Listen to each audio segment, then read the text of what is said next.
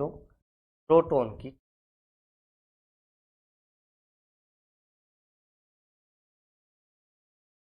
तो बातें केवल सुनने मात्र से याद होती है।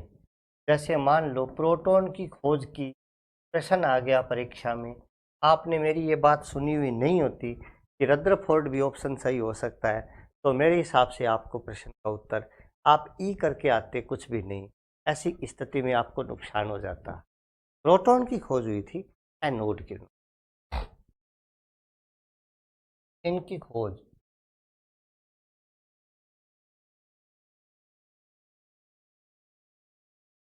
एनोड, दूसरा नाम है इनका धन, तीसरा नाम है इनका कैनाल किरणों से।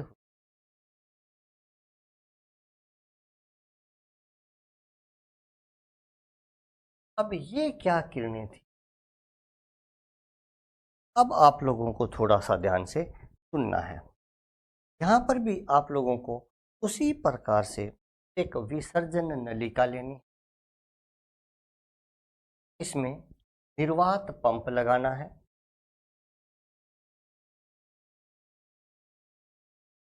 हालांकि विसर्जन नलिका के भी अलग अलग रूप, ऐसे कई चीज़ें और भी आप लोग लिख सकते हैं, लेकिन मैं आपको कंपटीशन के दृष्टि से परीक्षा में जो चीज़ आएगी उसी पर चर्चा कर लेते हैं, बाकी फालतू का ज्ञान काम नहीं देता। विसर्जन नलिका है, ये निर्वात पंप है, यहाँ कोई न कोई गैस भरी, निर्वात पंप है, यहाँ पर भी लो प्रेशर है और यहाँ बहुत कम दाब है।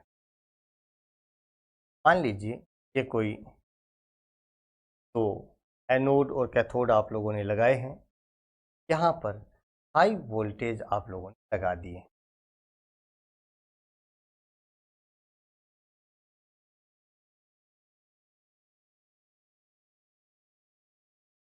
बैटरी गलत जुड़ गई, इसको सही कर,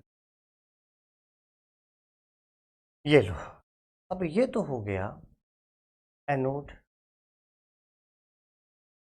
और ये हो गया यार कैथोड। अब क्या घटना घटित हो, विसर्जन नलिका में बहुत कम दाब है, निम्न दाब है, और निम्न दाब का मतलब वहाँ 10 की घात -3 mmHg था, यहाँ पर दाब 10 की घात -5 mm का है, यानी दाब उससे भी कम कर दिया जाता है, 100 गुना कम। निर्वात पंप से वायु बाहर निकाल दो, दाब कम हो जाए, और जो वोल्टेज है वो हाई वोल्टेज ही है।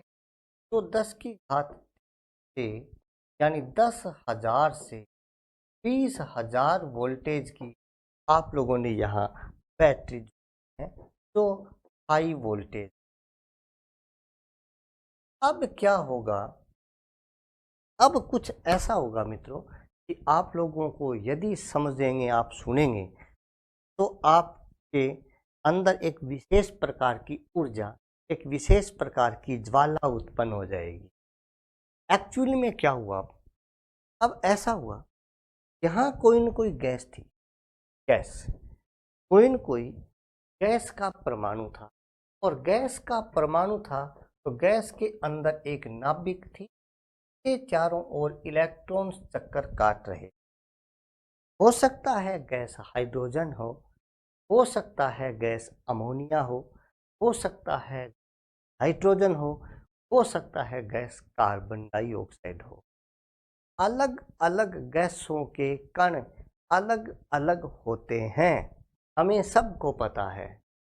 हाई वोल्टेज पर इन इलेक्ट्रॉनों को ऊर्जा मिली और ये इलेक्ट्रॉन निकल गए, इससे जो गैस भरी है वो गैस धनायनों में कन्वर्ट हो गई। आगे एनोड, आगे कैथोड लगा था, कैथोड पर नेगेटिव चार्ज होता है, इसलिए गैस का यह धनायन इस कैथोड से आकर्षित हुआ और ये गैस का धनायन इधर गति करता हुआ गया, तो एक तरंग, एक चमक उत्पन्न हुई। उस किरण को, उस चमक को एनोड किरणें या धन किरणें या कैनाल किरणें नाम दिया गया। एक बार मैं फिर से बता देता हूँ, यदि हाइड्रोजन है तो कुछ ऐसा हो जाएगा, कार्बन डाइऑक्साइड गैस है तो उसका धनायन कुछ अलग प्रकार का बनेगा, अमोनिया गैस है तो उसका धनायन कुछ अलग प्रकार का बनेगा। सभी गैसों के धनायन अलग अलग प्रकार के बनेंगे। आपने इस विसर्जन नलिका में जिस प्रकार की गैस भरी है उसी प्रकार की गैस का धनायन उत्पन्न होगा और वो धनायन आगे कैथोड और गति करेगा। आप लोगों को समझ में आई बात? हाई वोल्टेज पर और लो प्रेशर पर जो गैसें हैं, जो विसर्जन नलिका में गैस भरी है, वो गैस अपने इलेक्ट्रॉनों को त्याग देंगे और जो नाभिक है वो नाभिक या गैसों के धनायन बनेंगे। ये धनायन जो है ये कैथोड की ओर आकर्षित होकर के गति करेंगे। इससे जो तरंग जैसी बनेगी वो ही कैनाल किरणें हैं। वैज्ञानिक डी ब्रोगली ने तो इन किरणों को कैनाल कण नाम भी दिया था।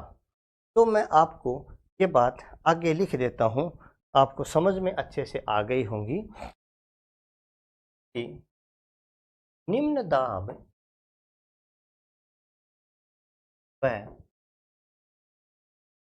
उच्च वोल्टेज यानी हाई वोल्टेज पर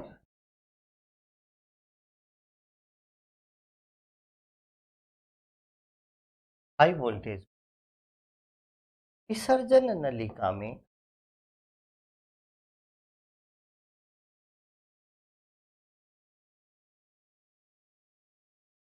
भरी हुई गैसें, विसर्जन नलिका में उपस्थित गैसें, भरी नहीं है आपने, उपस्थित लिखो यहाँ पर, उपस्थित गैसें, उपस्थित गैस के कण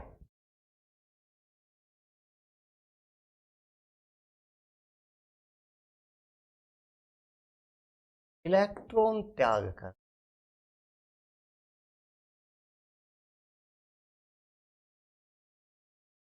धनायन बना लेती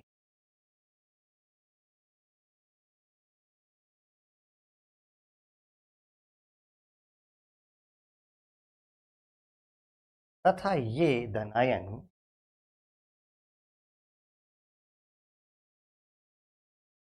धनायन कैथोड की ओर गति करते हैं।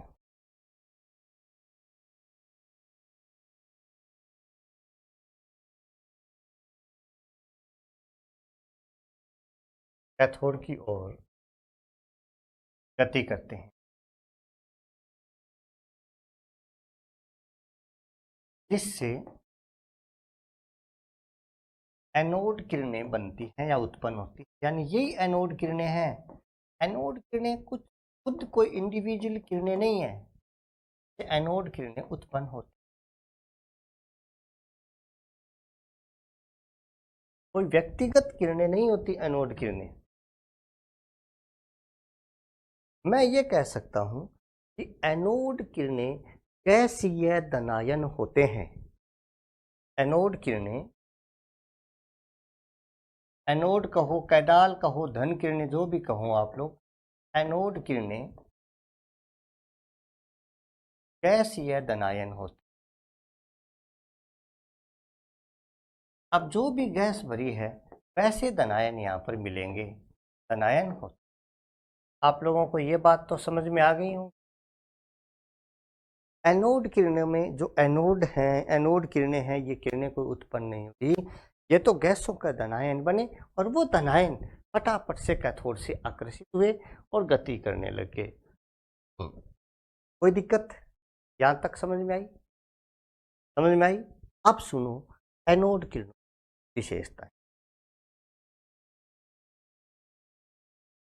मैं 5-10 एनोड किरणों की विशेषताएं भी बता देता हूँ।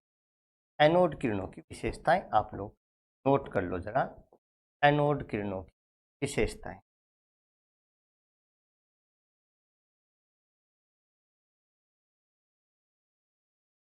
पहली बात तो जैसे कैथोड किरणें सरल रेखा में गति, ठीक उसी प्रकार एनोड किरणें भी सरल रेखीय पथ में गमन करती हैं। ये किरणें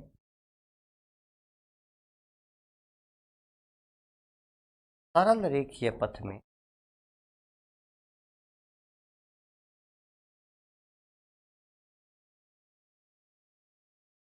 गमन करती हैं। मतलब सरल रेखीय पथ में गमन करने का मतलब क्या हो गया? सीधी रेखा में गमन करती हैं। ये किरणें भी विद्युत तथा चुंबकीय क्षेत्रों से प्रभावित होंगी। क्यों? क्योंकि ये नावेशित कण है। तो नावेशित कण तो विद्युत और चुंबकीय क्षेत्र जो है उससे प्रभावित होती हैं। ठीक है, मैं लिख देता हूँ नंबर 2 बातें। ये किरणें विद्युत क्षेत्र या चुंबकीय क्षेत्र में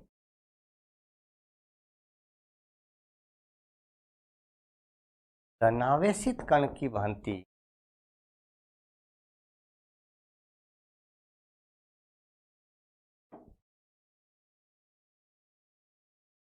व्यवहार करती है।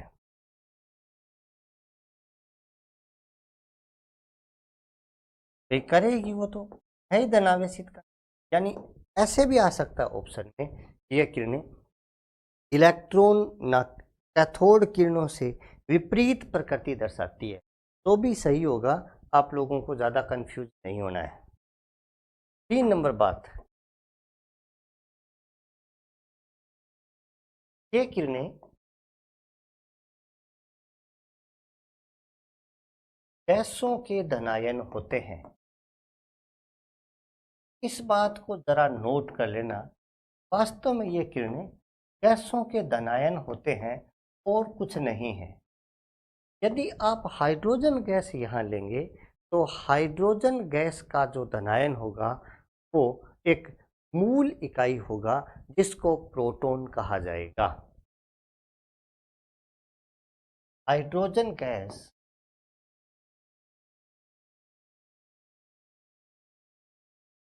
के धनायन को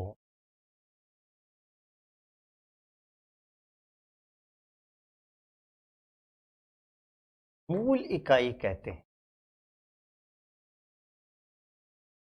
जिसको वैज्ञानिक गोल्डस्टीन ने प्रोटॉन कहा था। यहाँ तक की बात आप लोगों को समझ में आई? अब आप जरा ध्यान से सुनो। एनोड किरणें किससे बनी है? आप कहोगे सर एनोड किरणें तो इस जो गैस हमने विसर्जन नलिका में भरी है उस गैस से बनी है। उस गैस से बनी है, इसका मतलब तो एनोड किरणें जो हैं ये नली में भरी हुई गैस की प्रकृति तथा इलेक्ट्रोडों की प्रकृति पर निर्भर करती हैं, क्योंकि ये गैसें उसी से बनी हैं। और ये भी याद रखना, कैथोड किरणों का E/m कांस्टेंट होता है, निश्चित होता है, लेकिन यहाँ पर E/m का मान निश्चित नहीं होता। पहले तो आप लोग इस चीज़ को स्वर्णिम अक्षरों में लिखा जाए कि ये किरणें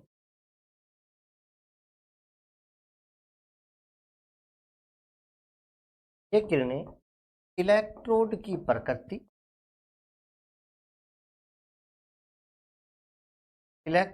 प्रकृति तथा नली में भरी हुई गैस पर निर्भर करती है। किरणें, या ऐसा लिखना चाहिए था, इन किरणों की प्रकृति, इन किरणों की प्रकृति लिख दो, गुण लिख दो, जो भी है, इन किरणों की प्रकृति, इन किरणों की प्रकृति इलेक्ट्रोड की प्रकृति तथा नली में भरी हुई गैस पर निर्भर करती है। ऐसे इस लाइन को पूरा करना भी, पर निर्भर करती है। क्या आप लोग इस बात को समझे हो? ये मक्खियां बहुत मारना है, कोई दिक्कत नहीं है। नंबर 5 बात इससे भी इंपॉर्टेंट, देखो कैथोड किरणें क्या थी? कैथोड किरणें तो कैथोड से निकलने वाले इलेक्ट्रॉन ही थे, और इलेक्ट्रॉन जो था उसका इलेक्ट्रॉन का तो आवेश द्रव्यमान अनुपात फिक्स था। लेकिन यहाँ ऐसा नहीं होगा। हाइड्रोजन गैस का जो प्रोटॉन निकलेगा वो अलग है। अब प्रोटॉन तो मान लीजिए यदि प्रोटॉन ही अमोनिया का निकलता तो अलग बात है, लेकिन यहाँ तो अमोनिया गैस का धनायन गति कर रहा है, यहाँ हाइड्रोजन गैस का धनायन गति कर रहा है। तो उस धनायन के, हाइड्रोजन का धनायन और अमोनिया के धनायन का ना तो आवेश बराबर है ना द्रव्यमान बराबर है, अतः इनका आवेश द्रव्यमान अनुपात गैस की प्रकृति पर निर्भर करता है। उस गैस के, जो गैस आप लोगों ने विसर्जन नलिका में भर रखी है उस पर निर्भर करता है। ठीक है, तो ऐसे लिखो आप लोग, इन किरणों का आवेश द्रव्यमान अनुपात, आवेश द्रव्यमान अनुपात यानी E/M नली में भरी हुई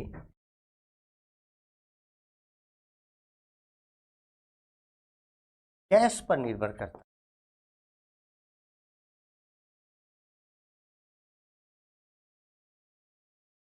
इसका सीधा सा मतलब ये हुआ, जैसी गैस भरोगे E/M का मान वैसा ही आएगा। आप लोगों को E/M के लिए कोई स्पेसिफिक वैल्यू एनोड किरणों के लिए या कैनाल किरणों नहीं दिया जा सकता। समझ में आई कि नहीं आई आप लोगों के बात? मैं एक बार फिर से बता देता हूँ, इन किरणों के लिए E/M का मान जब नली में भरी हुई गैस पर निर्भर करेगा, इसके अलावा कांस्टेंट मान इसका नहीं होगा। नंबर 4 बात, अब देखो यहाँ नाभिक गति करती हैं, कैथोड किरणों में इलेक्ट्रॉन गति करते हैं, यहाँ पर नाभिक गति करती हैं। नाभिक का वजन थोड़ा ज़्यादा होता है, इससे वेग थोड़ा कम हो जाएगा। या गैस का धनायन गति करता है तो गैस का धनायन का वजन बढ़ जाएगा, इससे इन किरणों का वेग अपेक्षाकृत कम हो जाएगा। तो आप लोग ऐसे लिखें, इन किरणों का वेग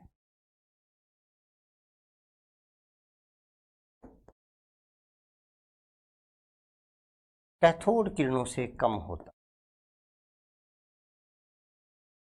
कैथोड किरणों से कम होता।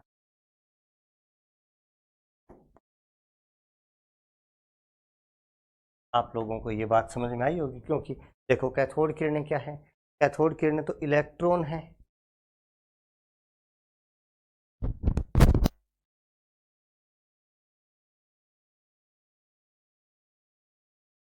कैथोड किरणें क्या है? कैथोड किरणें तो आप लोगों को पता है कि ये इलेक्ट्रॉन है। लेकिन एनोड किरणें क्या है? एनोड किरणें तो मतलब धनायन है, गैसों के धनायन।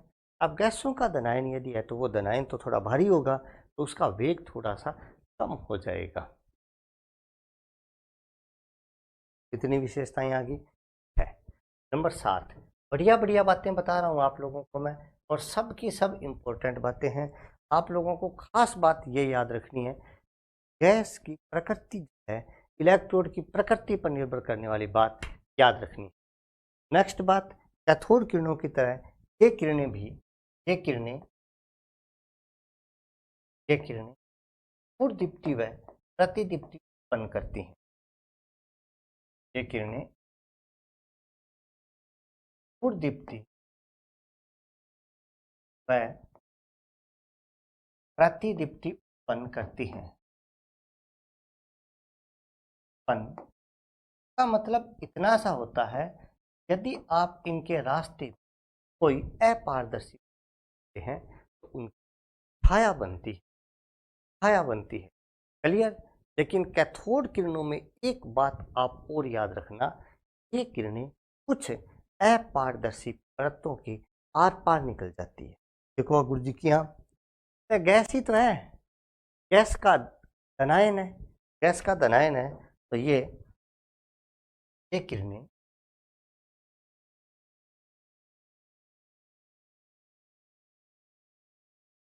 अपारदर्शी भारत के आर पार भी निकल सकते।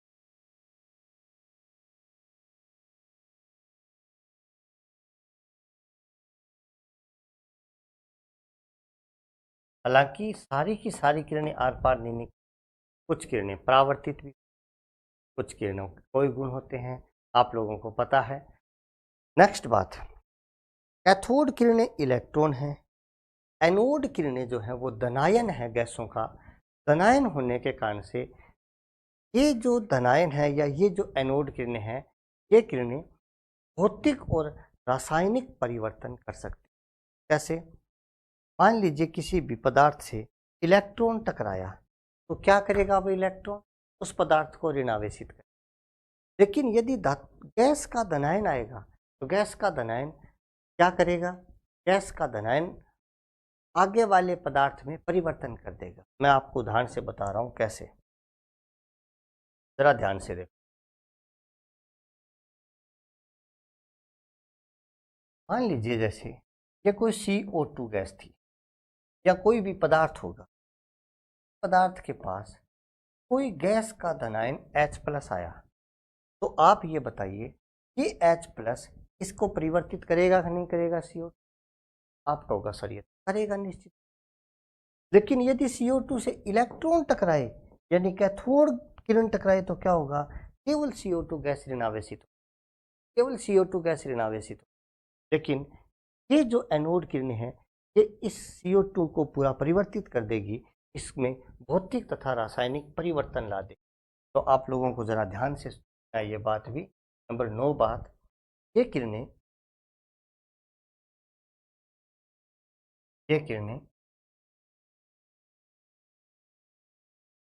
गैसीय धनायन होती, गैसीय धनायन होती। अतः अन्य पदार्थ भी पदार्थ के संपर्क में आएंगी या जुड़ेगी, पदार्थ में भौतिक और रासायनिक परिवर्तन उत्पन्न कर देती। भौतिक व रासायनिक परिवर्तन उत्पन्न कर देती है। Cell discharge.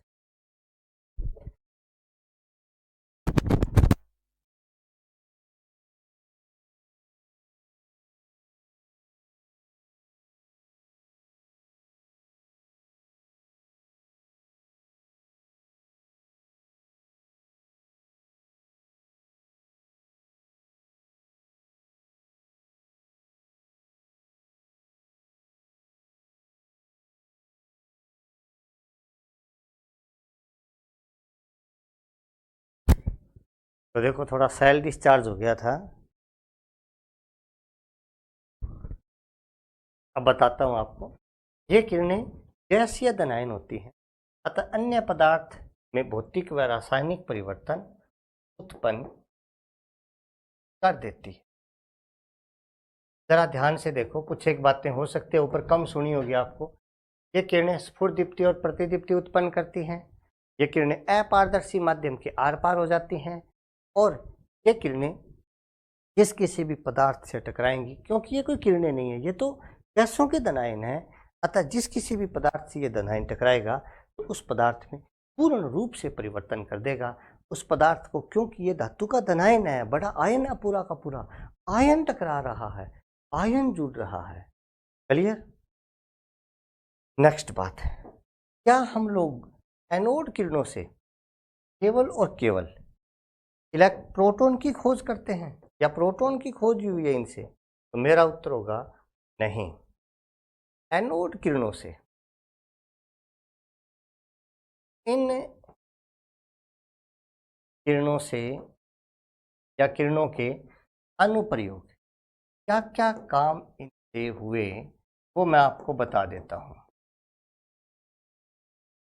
इन किरणों से हमने नंबर फर्स्ट बात, गैसों का आवेश द्रव्यमान अनुपात ज्ञात करना। हमने इससे गैसों का आवेश द्रव्यमान अनुपात ज्ञात किया।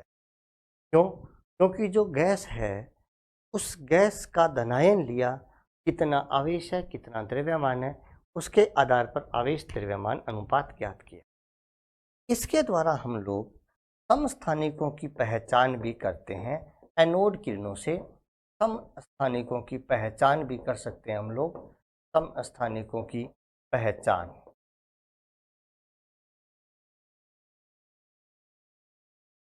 समस्थानिकों की पहचान करने में भी ये किरणें काम आती हैं। नंबर 3 बात, एनोड किरणें या कैनाल किरणों के द्वारा परमाणु द्रव्यमान को ज्ञात किया जा सकता है। परमाणु द्रव्यमान ज्ञात करें।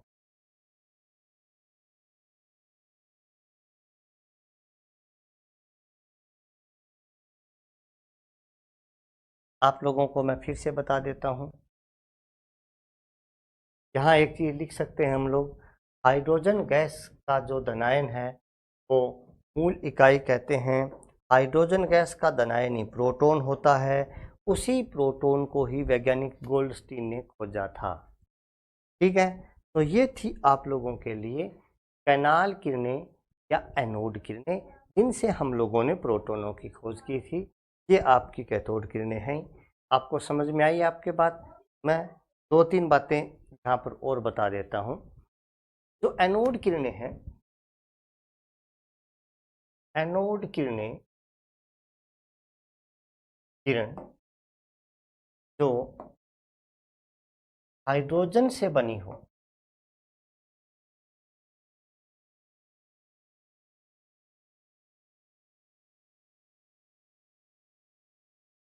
प्रोटॉन होती है।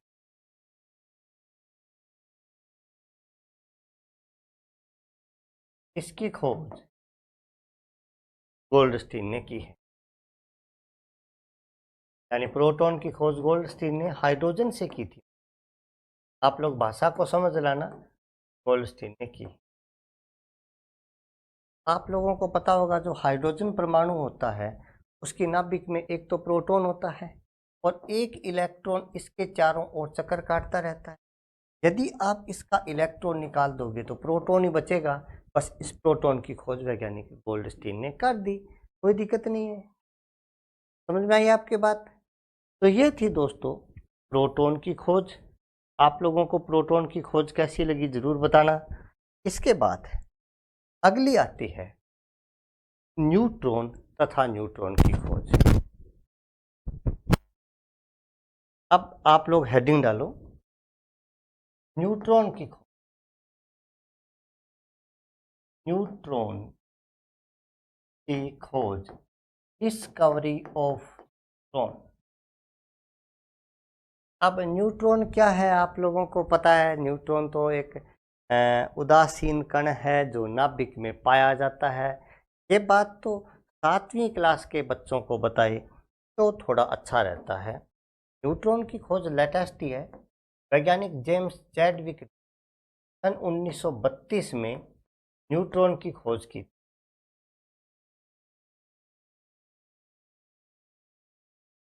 अब आप लोग फिर से सुनो, न्यूट्रॉन की खोज हुई कैसे।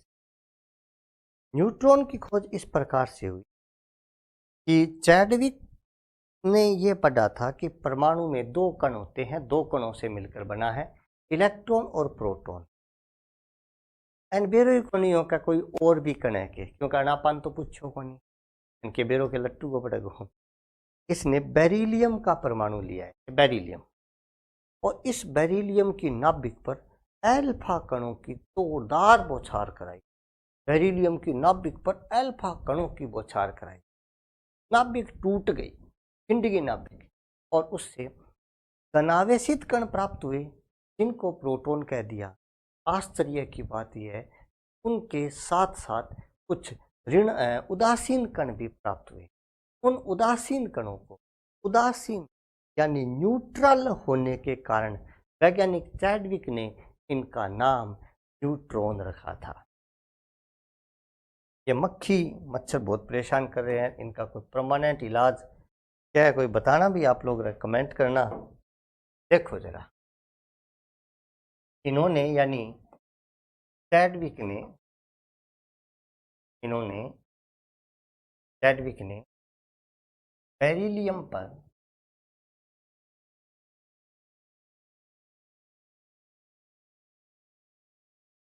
अल्फा कणों की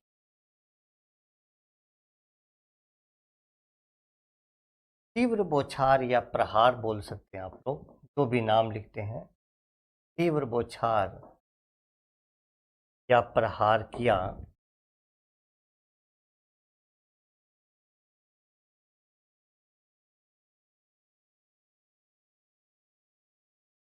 जिससे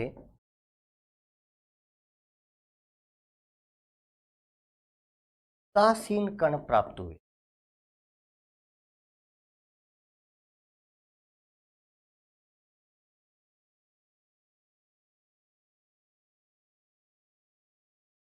जिन्हें न्यूट्रॉन कहा गया।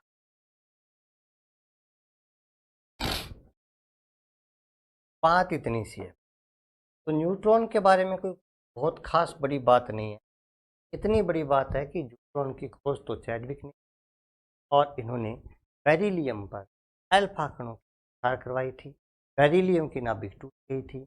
न्यूट्रल यानी उदासीन कण प्राप्त हुए थे। उदासीन कण प्राप्त होने के कारण से इनको इनका नाम न्यूट्रॉन दिया। आप लोगों को बात समझ में आई है? अब हम इन तीनों कणों का एक शॉर्ट अध्ययन कर लेते हैं, छोटी सी जानकारी ले लेते हैं तीनों कणों के बारे में।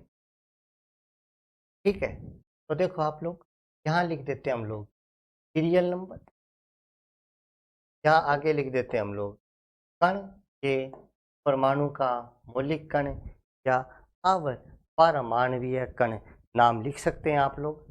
अब इसका आवेश कितना है,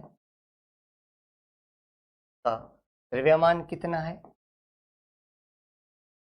अब देखो द्रव्यमान और आवेश में से प्रश्न आएगा, कुछ अलग आएगा, अलग आएगा थोड़ा सा। क्या आएगा मैं बताऊंगा आप।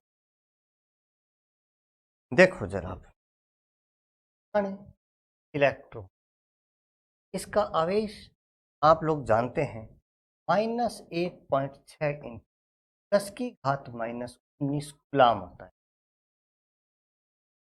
लेकिन प्रश्न परीक्षा में ऐसे नहीं, ये आएगा 8 कूलाम में।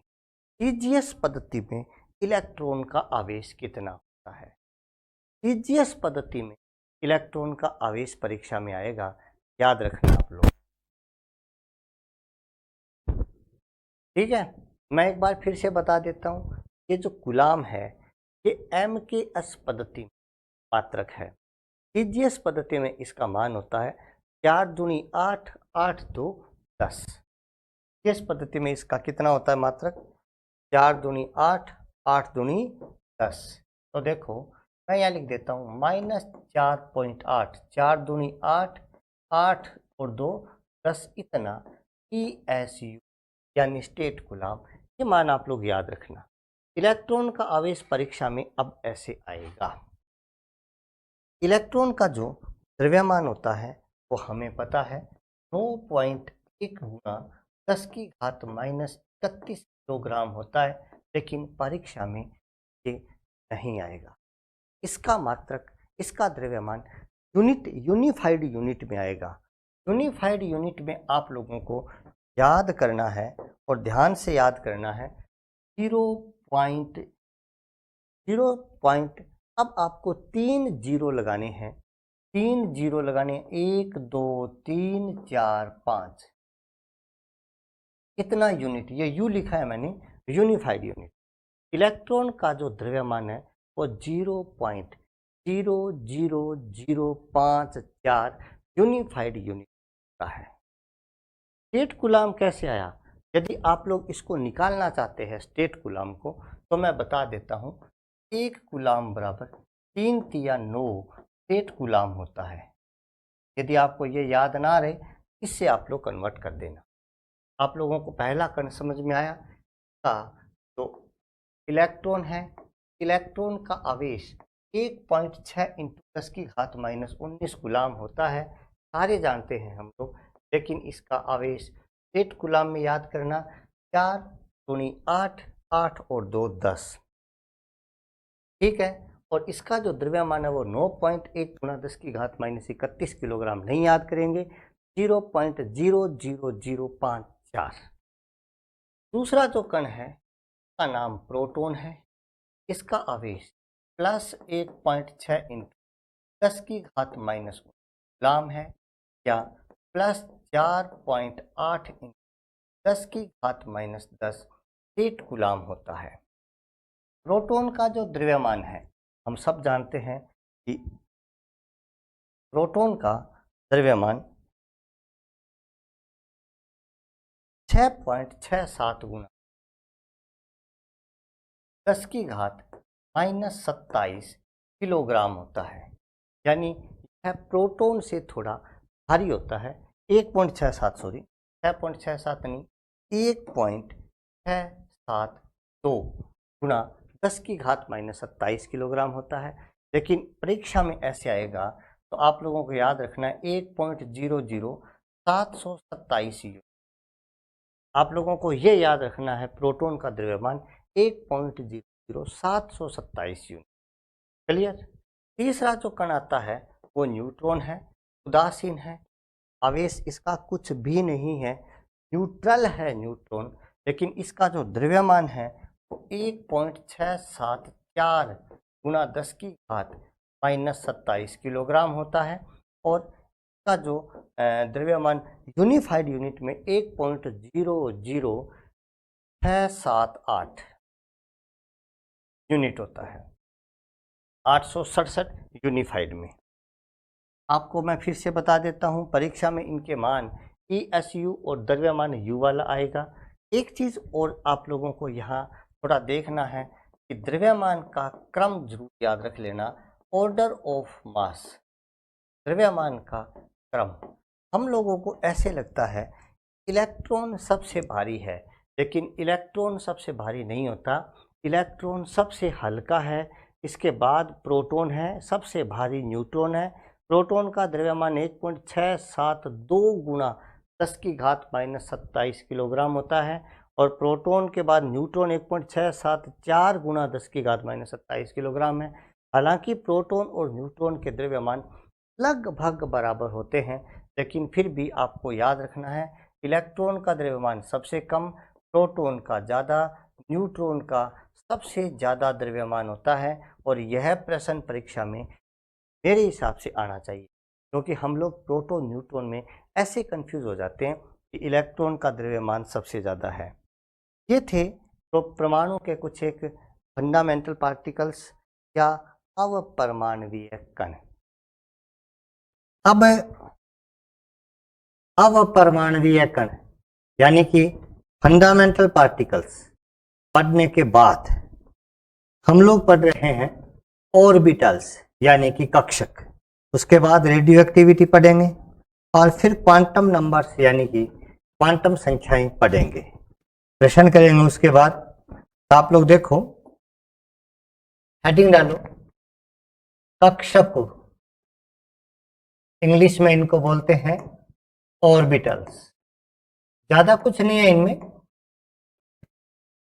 ज्यादातर नॉलेज तो आप लोगों को है इनका, कुछ एक बातें मैं आप लोगों को बता देता हूं। कक्षक क्या होता है? एक वैज्ञानिक थे जिनका नाम था मैक्स बोर्न। पहले तो मैं आपको मैक्स बोर्न के बारे में बता देता हूं। मैक्स बोर्न,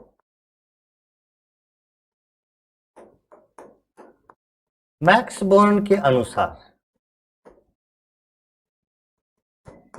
आप लोगों ने सुना पढ़ा, मैक्स बोर्न के अनुसार जो इलेक्ट्रॉन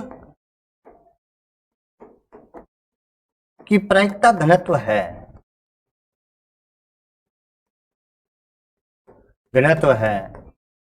वो मोड ऑफ साइन स्क्वायर के समानुपाती होती है। ऐसा आप लोगों ने पढ़ा है कि साइन स्क्वायर का मान जितना ज्यादा होगा उस स्थान पर इलेक्ट्रॉनों के पाए जाने की प्रायिकता घनत्व भी उतनी ही ज्यादा होगी। किसी भी स्थान पर साइन स्क्वायर की वैल्यू जो है वो या प्रायिकता जो है वो इलेक्ट्रॉन के पाए जाने की प्रायिकता एक नहीं हो सकती। इलेक्ट्रॉन के पाए जाने की संभावना ज़्यादा से ज़्यादा 90% होती है, यानी प्रायिकता 0.9 होती है। ऐसा आप लोगों ने पढ़ा। तो ये जो बात है ये मैक्स बोर्न ने बताई थी। साइन और साइन स्क्वायर के बारे में आप लोग केमिकल बॉन्डिंग के पार्ट क्वांटम मैकेनिक्स में पढ़ेंगे, अभी इतना ज्यादा दिमाग नहीं लगाना आप लोगों को। तो कक्षक चीज क्या है? कक्षक त्रिविम में परमाणु में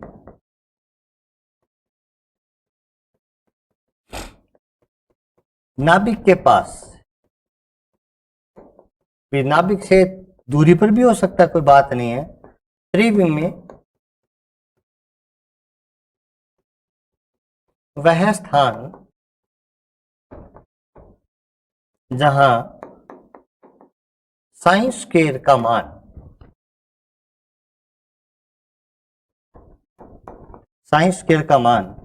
अधिकतम होता है, साइन स्क्वायर का मान अधिकतम, या आप ऐसे कह सकते हैं इलेक्ट्रॉन प्रायिकता घनत्व या इलेक्ट्रॉन प्रायिकता घनत्व अधिकतम हो, वह स्थान कक्षक कहलाता है।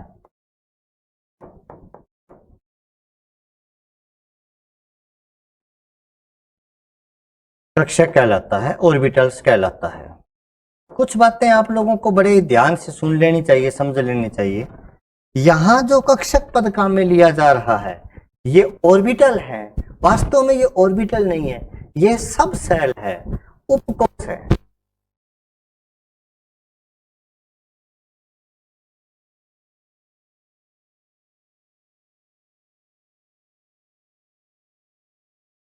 अब सुनो आप लोग कैसे मैंने आप लोगों को क्या बताया है। देखो मैं यहां लिख रहा हूं n, यानी कि मुख्य क्वांटम संख्या। यहां लिख रहा हूं मैं कोष, जिसको आप इंग्लिश में बोलते हैं सेल। अब लिख रहा हूं मैं लिख रहा हूं उपकोष, जिसको आप इंग्लिश में बोल सकते हैं सब सेल। और अब मैं लिख रहा हूं कक्षक, यानी कि ऑर्बिटल। कक्षक यानी ऑर्बिटल। अब ध्यान से सुनना आप लोग। मुख्य क्वांटम संख्या का मान, जैसे कोष के एल एम एन 4 है, इनके लिए मुख्य क्वांटम संख्या का मान 1 2 3 4 ऐसे होता है। अब जो के कोष है इसमें मैक्सिमम इलेक्ट्रॉन्स कितने आते हैं? तो आप लोगों को पता है के में 2 इलेक्ट्रॉन आते हैं, क्योंकि 2n² फॉर्मूले से आप लोग इलेक्ट्रॉनों की संख्या निकालते हैं। तो यहाँ मैक्सिमम 2 इलेक्ट्रॉन आते हैं, इसमें एक उपकोष आता है s। l में कौन कौन से आते हैं? s और p। m में कौन कौन से आते हैं? s p d। n में कौन कौन से आते हैं? s p d f। कैसे भाई? आप लोगों को पता है 4s 4p 4d 4f ऐसे होता है। अब आप और फिर से समझो, आप एक चीज और देखो। आप अब जो कक्षक हैं ये कक्षक कुछ ऐसे होते हैं।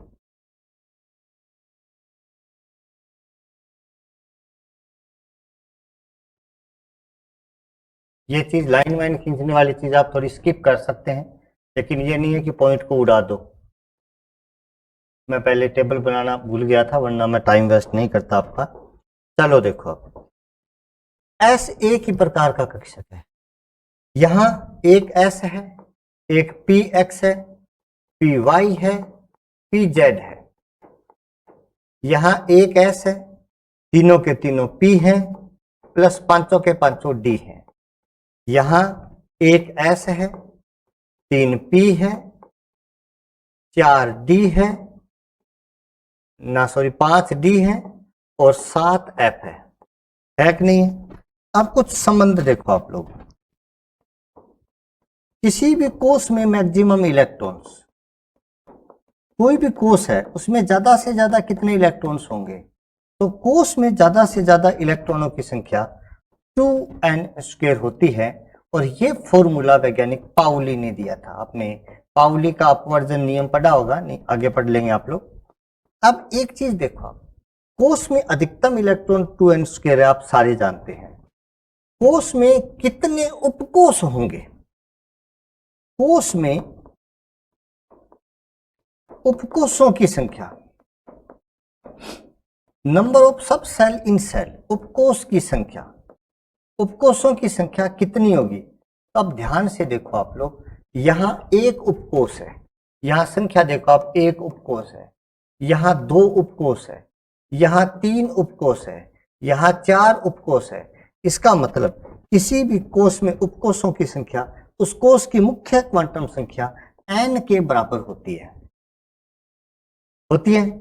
अगली बात देखो, किसी भी कोष में कक्षकों की संख्या, कोष में मैक्सिमम कक्षक यानी कि ऑर्बिटल्स, कोई भी कोष है उसमें ज्यादा से ज्यादा कितने ऑर्बिटल्स होंगे? देखो आप कक्षकों की संख्या देखो, यहां कक्षक 1 है, यहां कक्षक 4 है, यहां कक्षक 1s है, 3p 5d 9 है, यहां कितने हैं? 1 4 9 7 16 है। तो आप देखो कितने हो गए? 1 4 9 16। क्या n में और इसमें कोई संबंध आ रहा है?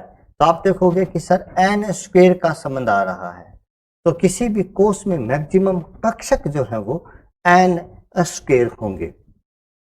अब एक चीज और देखो आप लोग, किसी भी कक्षक में, ध्यान से सुना, किसी कक्षक में मैक्सिमम इलेक्ट्रॉन्स, किसी का नाम काट दो, चाहे दुनिया में कोई भी कक्षक हो, चाहे कोई भी कक्षक s p x p y, मैं इन कक्षकों की बात कर रहा हूं, उपकोषों की बात नहीं कर रहा। कक्षक में मैक्सिमम इलेक्ट्रॉन्स, कोई भी कक्षक हो उसमें ज्यादा से ज्यादा 2 इलेक्ट्रॉन आएंगे, उससे कम एक आ सकता है। आप कहोगे सर ऐसे थोड़ी, कक्षक में तो इलेक्ट्रॉन s में 2 आते हैं, p में 3, वो कक्षक नहीं है, वो उपकोष है। और किसी भी उपकोष में जो अधिकतम इलेक्ट्रॉन्स है ना, उपकोष में मैक्सिमम इलेक्ट्रॉन्स, इसका फॉर्मूला अलग है, और इसका फॉर्मूला है 2 × 2l+1, 2 × 2l+1, और या l का मतलब द्विंगसी क्वांटम संख्या या एजिमुथल क्वांटम नंबर है। तो ये चीज आप थोड़ा ध्यान से रखना, क्योंकि कक्षक आया है तो मैं आप लोगों को बता रहा हूं, कक्षक यानी ऑर्बिटल। उपकोष में और कक्षक में फर्क होता है। हम लोग ज्यादातर नॉर्मली कक्षक को ही उपकोष को मान लेते हैं, उपकोष को ही कक्षक मानते हैं। तो आप लोग प्रश्न की भाषा या उसकी भावना को देख करके उत्तर लिखेंगे, ऐसे ही उत्तर नहीं लिखेंगे। अब आइए हम लोग चर्चा करते हैं कुछ एक कक्षकों की। कक्षक, कक्षकों के प्रकार। यहां कक्षक का मतलब उपकोष है भाई, ठीक है। अब मैं आपको क्या कह रहा हूं, भावना देखेंगे आप लोग की क्या कहना चाहता है। पहला उपकोष है एस, उपकोष या कक्षक, ठीक है। एस आप लोगों को पता है कि इसकी आकृति कैसी है, ये गोलाकार है। ध्यान रखना, मैं इसकी आकृति बोल रहा हूं जो गोलाकार है, न कि आकार। इसकी आकृति स्फेरिकल है यानी कि गोलाकार है। आकार क्या होता है? आकार का मतलब होता है बड़ा या छोटा। आकार जो है, चाहे एस हो, चाहे पी हो, चाहे डी हो, चाहे एफ हो, कोई भी हो, जो आकार होगा वो मुख्य क्वांटम संख्या के समानुपाती होगा। आकार और ऊर्जा दोनों, तो यहां ऐसे लिख दो, समानुपाती ऊर्जा, एनर्जी। वैसे ऊर्जा n² के समानुपाती होती है, ठीक है। तो मैं इसको ऐसे लिख दूं ना, जो ऊर्जा है वो n² के, यानी आप लोग याद रखना, आकार व ऊर्जा का क्रम, आकार व ऊर्जा का क्रम। आकार और ऊर्जा का क्रम का मतलब, जैसे मान लीजिए 1s है, तो 1s से बड़ा 2s होगा, 2s की ऊर्जा ज्यादा होगी, फिर 3s, फिर 4s, ऐसे चलता जाएगा। तो जैसे जैसे प्रिंसिपल क्वांटम नंबर या मुख्य क्वांटम संख्या बढ़ती जाएगी, आकार और ऊर्जा के मान बढ़ते जाएंगे। एस उपकोष एक ही प्रकार का होगा। और एस के लिए जो क्वांटम संख्याएं हैं, आगे क्वांटम संख्याओं पर मैंने विस्तृत चर्चाएं की है, पर अभी यहाँ कुछ कक्षक आ रहे हैं, इसलिए इनकी क्वांटम संख्याओं पर चर्चा करना जरूरी है। किसी भी कक्षक के लिए 3 प्रकार की क्वांटम संख्याएं होती है। एस जो उपकोष है, इसके लिए क्वांटम संख्या जो मुख्य क्वांटम संख्या है उसका मान 1 2 3 4 हो सकता है। आपको पता है एस 1s 2s 3s ऐसा कुछ होता रहता है। एल का मान 0 और एम का मान 0 होता है, जिनके बारे में आगे हमने चर्चा की है और आप जानते भी होंगे। आप लोगों को यह भी पता होगा कि जो एस कक्षक होता है उसमें जो नोड होते हैं, नोडल प्लेन, आप लोगों ने नाम सुना होगा नोडीय तल। नाम सुना है नोडीय तल। नोडीय तल क्या होता है पहले तो ये देख लो। नोडीय तल का मतलब होता है ऐसा तल जहां पर साइन स्क्वायर की वैल्यू 0 होगी। नोडीय तल ऐसा तल होता है जहां पर इलेक्ट्रॉन प्रायिकता घनत्व यानी कि इलेक्ट्रॉन के पाए जाने की संभावना 0 होती है। एस कक्षक के लिए नोडीय तल, एस कक्षक के लिए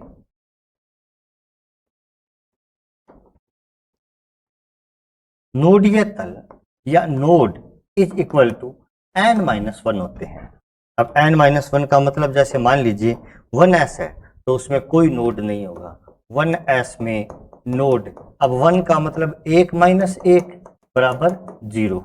2s में नोड, तो 2s में नोड कितना आ जाएगा 2 - 1 बराबर 1।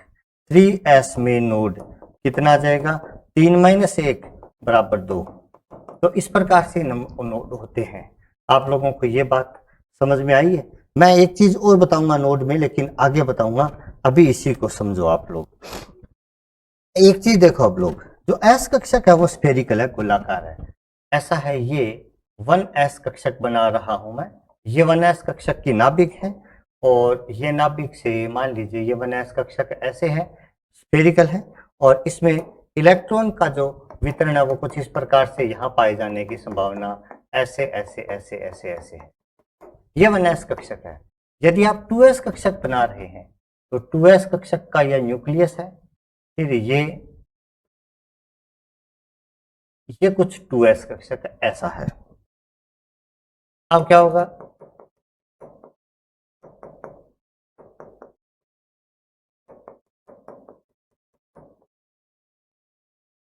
इस प्रकार से 2s कक्षक है।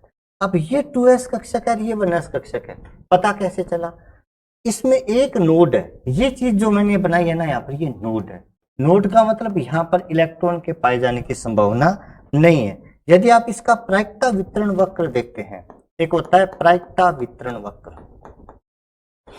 जरा ध्यान से देखना आप लोग। प्रायिकता वितरण वक्र, प्रायिकता वितरण वक्र का मतलब, यदि आप साइन स्क्वायर और आर के बीच में ग्राफ खींचते हैं, दूरी और साइन स्क्वायर के बीच में ग्राफ खींचते हैं, तो इसमें क्या होगा, ये जो न्यूक्लियस है, ये जो नाभिक है कक्षक की, यहाँ पर इलेक्ट्रॉन के पाए जाने की संभावना सबसे ज्यादा है। ये कक्षक की न्यूक्लियस है, यहाँ इलेक्ट्रॉन के पाए जाने की संभावना सबसे ज्यादा है। जैसे जैसे आप आगे जाएंगे वैसे वैसे इलेक्ट्रॉन के पाए जाने की संभावना कम होती जाएगी और अनंत स्पर्शीय ग्राफ प्राप्त हो जाएगा, यानी इन्फिनाइट पर इलेक्ट्रॉन के पाए जाने की संभावना ऑटोमेटिकली 0 हो जाएगी। क्या आप लोग इस बात को समझो? अब यदि 1s 2s कक्षक के लिए आप यही ग्राफ बनाएंगे तो ये ग्राफ कुछ ऐसा मिलेगा आपको।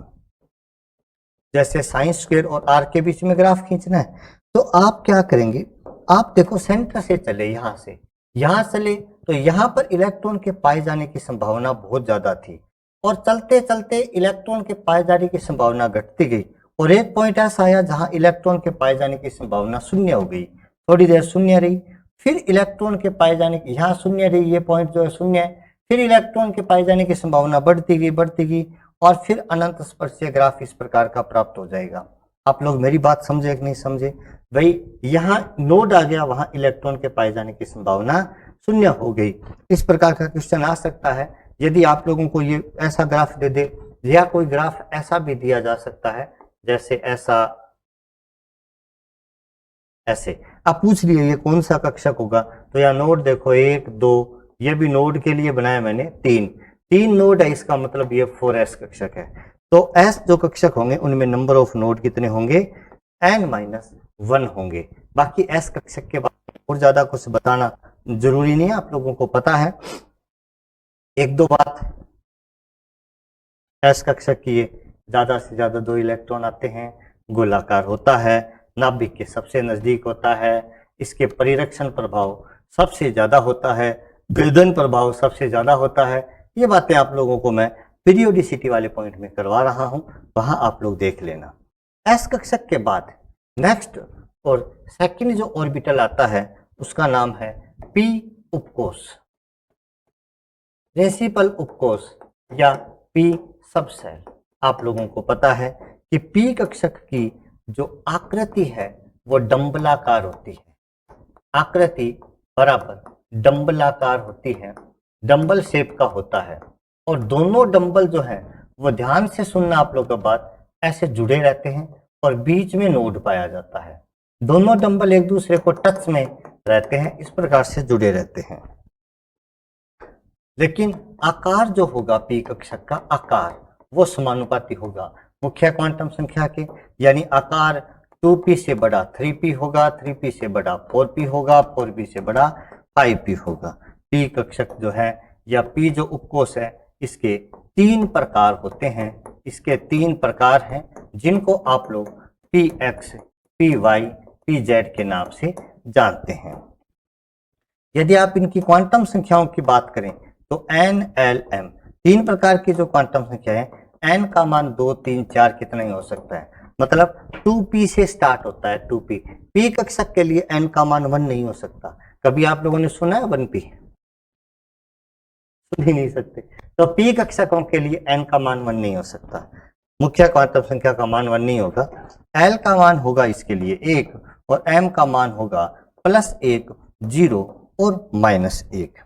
ये इसकी क्वांटम संख्याएं हैं। मैक्सिमम इलेक्ट्रॉन 6 आते ही हैं, आप लोगों को पता है। px, py, pz के चित्र बना करके देना कोई जरूरी नहीं है, ठीक है।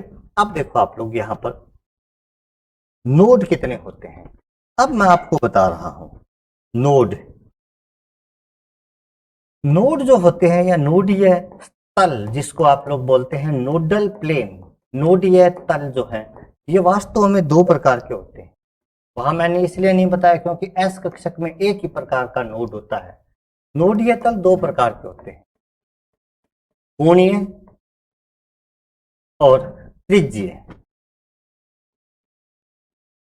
कोणीय नोडीय तल और त्रिज्यीय नोडीय तल।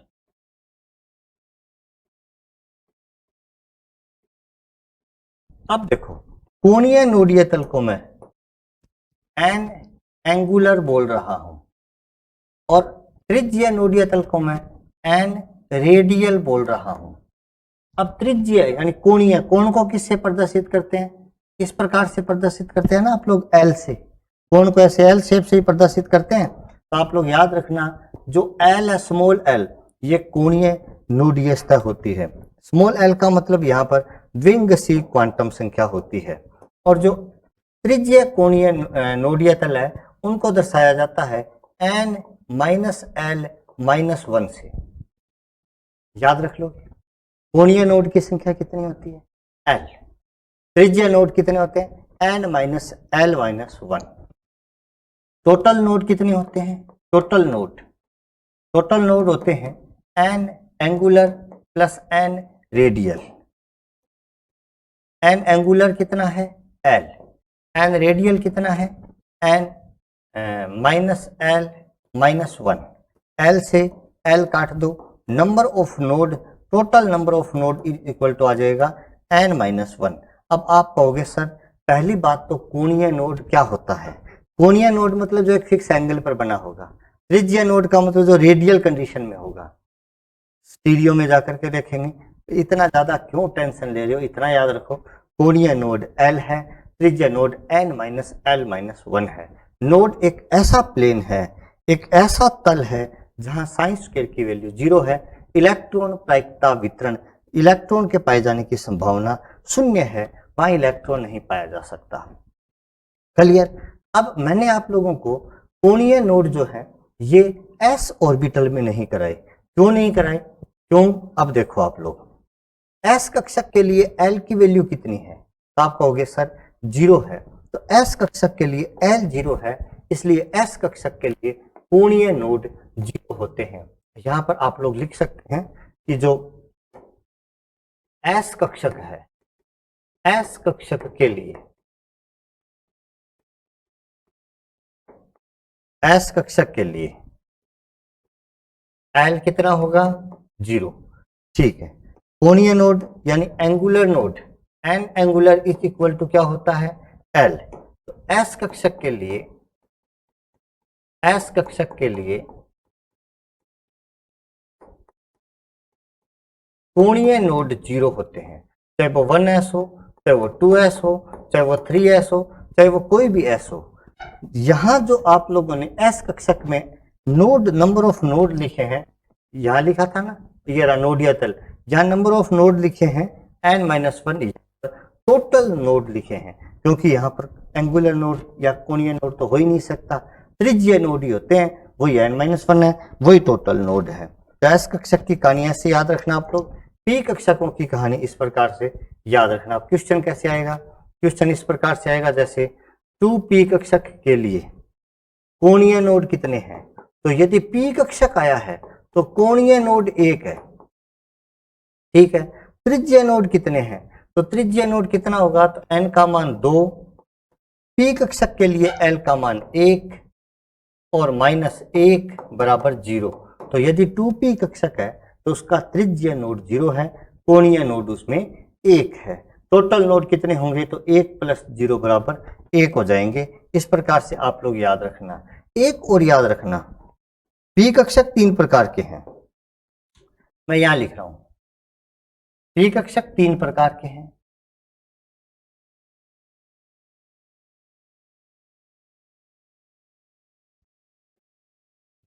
ठीक है, नोड कहां होगा ये देखना है आप लोगों को।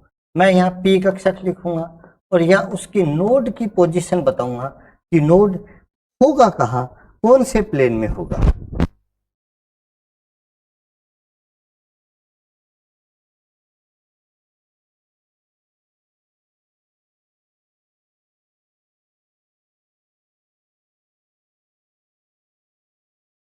अब देखो, p कक्षक 3 प्रकार का है, px, py और pz।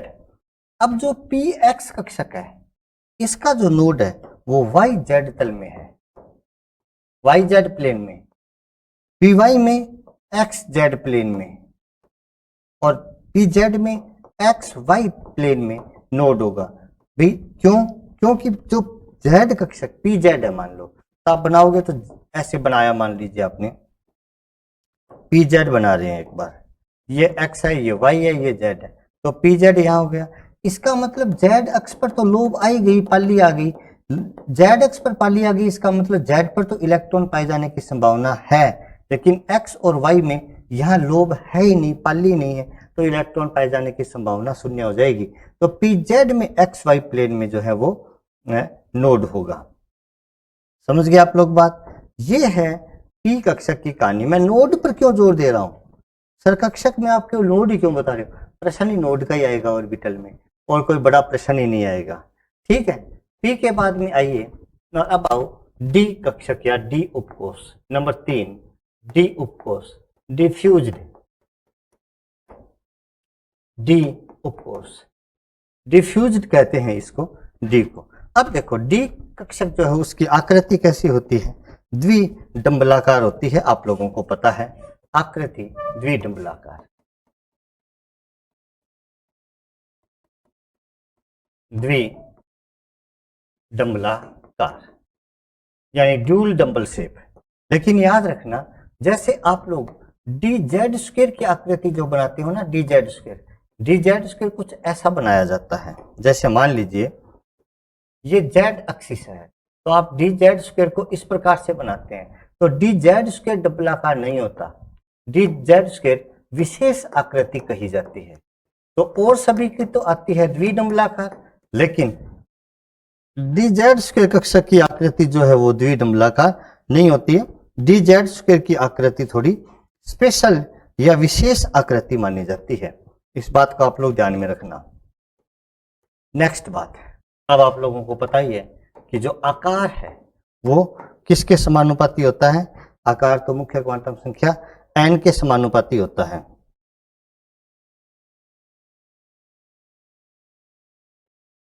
एक चीज और बता रहा हूं आपको, काम की चीज।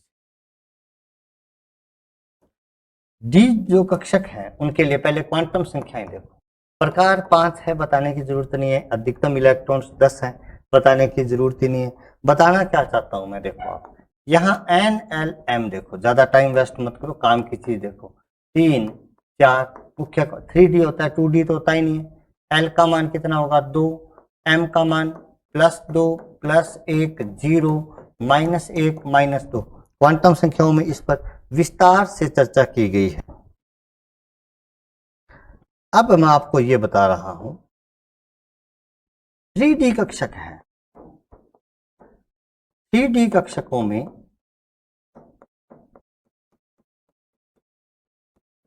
क्योंकि n बराबर कितना है 3, 3D कक्षकों में डी जेड स्क्वायर कक्षक की आकृति भिन्न होती है। में डी जेड स्क्वायर कक्षक की आकृति भिन्न, परंतु अन्य कक्षकों की आकृति द्विडिम्बलाकार है। चलो भिन्न में आ गई ये बात, भिन्न होती है। सभी पांचों का मतलब समझ गए आप लोग बात। सभी पांचों कक्षकों की ऊर्जा समान होती है। सभी पांचों कक्षकों की ऊर्जा यानी एनर्जी समान होती है। ठीक है सर, आप लोग समझ गए। लेकिन आगे की बात जरा ध्यान से संभालना, ध्यान से सुनना।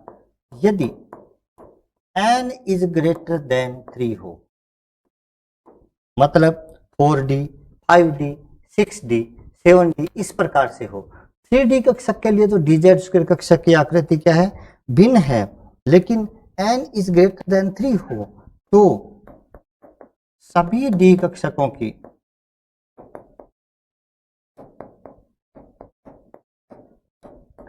आकृति समान होती है।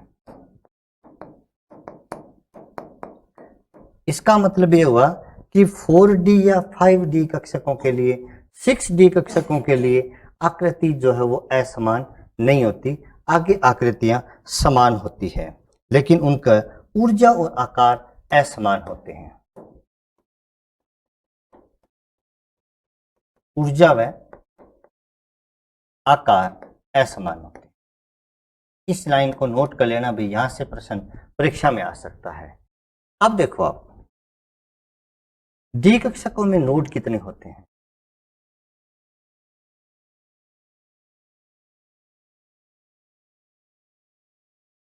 डी कक्षक में नोड, एक पी कक्षकों में मैं एक चीज बताने भूल गया आप लोगों को।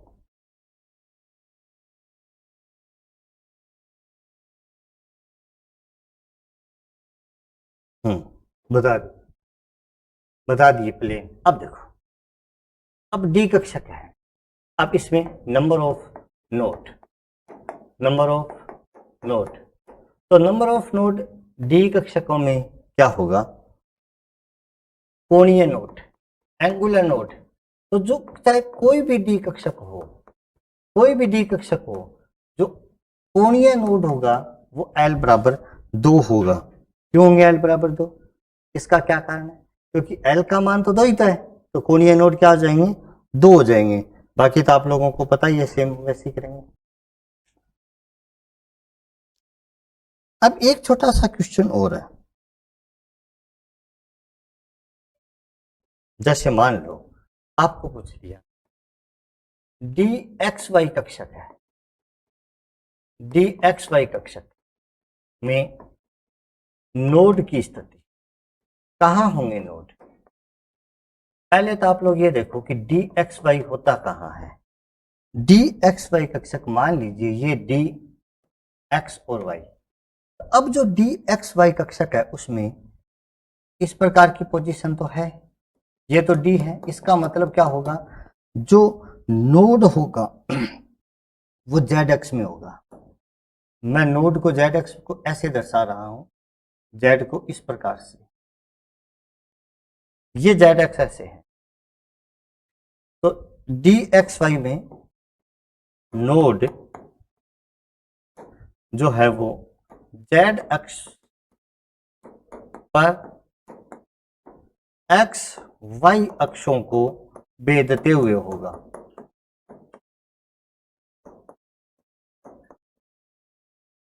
अब बात समझे कि नहीं समझे? जैसे मान लीजिए ये जेड, ये एक्स है, ये वाई है, ठीक है ऐसे। तो जो जेड एक्सिस है वो इस प्रकार से, तो इस जेड पर है ना, इस एक्स और वाई को पूरे को कवर करते हुए नोड होगा जेड एक्स पर, किसमें? डी एक्स वाई में। अब यदि डी वाई जेड में करोगे तो इसी प्रकार से कर दोगे, डी एक्स जेड में करोगे तो भी इसी प्रकार से कर दोगे, तो कोई दिक्कत वाली बात आपके नहीं है। एफ कक्षक जटिल आकृति का होता है, इसलिए एफ कक्षक के बारे में हम लोग यहाँ पर ज्यादा चर्चा नहीं करेंगे। तो ये थे नोड की काउंटिंग करना। यहां से बाहर कोई भी क्वेश्चन नहीं जाएगा फर्स्ट ग्रेड में, एनसीईआरटी से ही आएगा, मैंने एनसीईआरटी से ही करवाया है।